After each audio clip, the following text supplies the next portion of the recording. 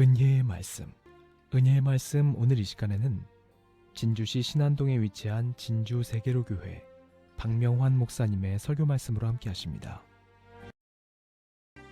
오늘은 베드로전서 3장 20절의 말씀을 묵상하도록 하겠습니다. 본절을 보면 베드로는 구원의 표인 세례에 대한 교훈을 주기 위해 노아 시대의 홍수 사건을 언급하면서 물로 말미암아 구원을 얻은 자가 몇 명뿐이니 겨우 8명이라고 말씀하고 있습니다. 여기서 8명이란 당시 노아를 포함한 그의 가족 전체를 가리킵니다.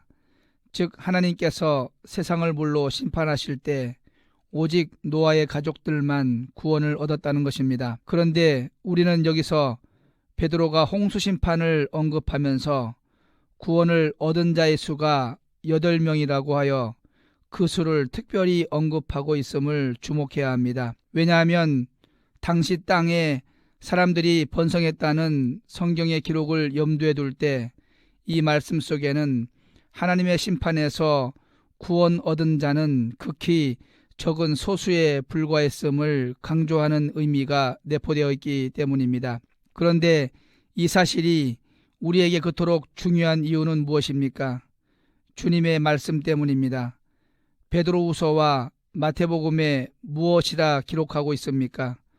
물로 세상을 심판했던 노아의 홍수 사건이 장차 있을 불심판에 대한 예표로서 마지막 때에도 이와 같으리라고 분명히 기록되어 있습니다. 곧 마지막 날 주님께서 재림하실 때에도 마치 노아의 때와 같이 사람들이 땅의 일에만 정신이 팔려 하늘의 심판이 있는 것을 전혀 염두에 두지 않음으로써 대부분이 멸망하리라는 것입니다. 실제로 조금만 깨어 있어도 현재의 이 땅의 모습은 과거 노아의 때와 거의 다를 바가 없음을 쉽게 알 수 있습니다. 그러므로 노아의 때에 겨우 8명만 구원을 얻었다는 말씀은 결코 강 건너 불 구경하는 것과 같은 남의 문제가 아니라는 것입니다. 그런데도 혹 우리들 가운데에는 아니 이 땅에 무려 10억이 넘는 기독교인들이 있는데 과연 그런 일이 있을 수 있겠느냐라고 반문할 수도 있습니다. 하지만 사랑하는 성도 여러분, 성경을 보면 스스로 기독교인이라고 자처하는 모든 사람들이 다 천국에 들어가리라고 말씀한 곳은 단 한 곳도 없습니다. 아니 반대로 믿는다고 자처하는 수많은 사람들이 천국에 들어가지 못할 것이라고 경고하고 있습니다. 바울은 디모데전서 1장 19절 20절에서 성도들 가운데 믿음에서 파선한 자들이 있다고 말하고 있습니다.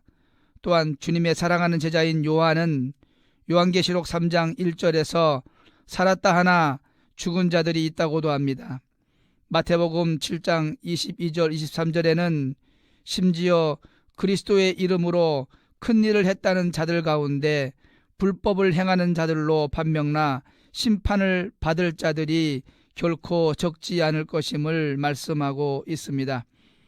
더구나 마태복음 25장 41절에서 46절을 보면 그런대로 괜찮게 신앙생활을 했다고 자처하는 자들이 오히려 소외되고 버림받은 자들에게 무관심함으로써 영영한 지옥불에 들어가리라는 말씀까지 있습니다. 또한 마태복음 5장 20절에는 내가 너희에게 이르노니 너희 의의가 서기관과 바리새인보다 더 낫지 못하면 결단코 천국에 들어가지 못하리라고 말씀하고 있습니다.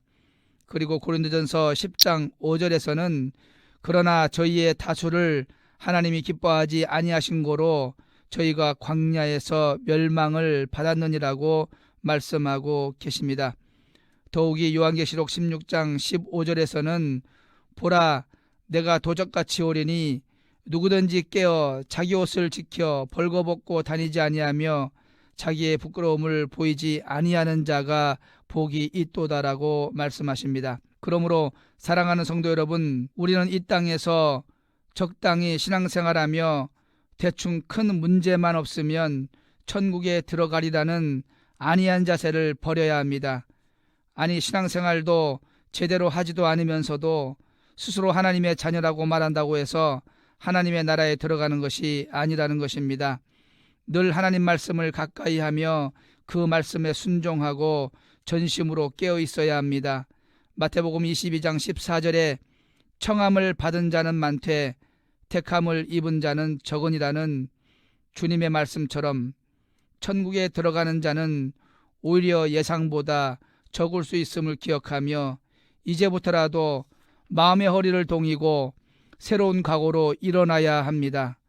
누가복음 21장 36절과 빌립보서 3장 10절에서 14절의 말씀처럼 그리하여 세상의 흐름에 휩쓸려 죄의 잠에 빠지지 않도록 늘 깨어 기도해야 하며 사도 바울과 같이 맡겨진 사명을 위해 최선을 다함으로써 영광스러운 천국문에 모두 당도하도록 해야 할 것입니다.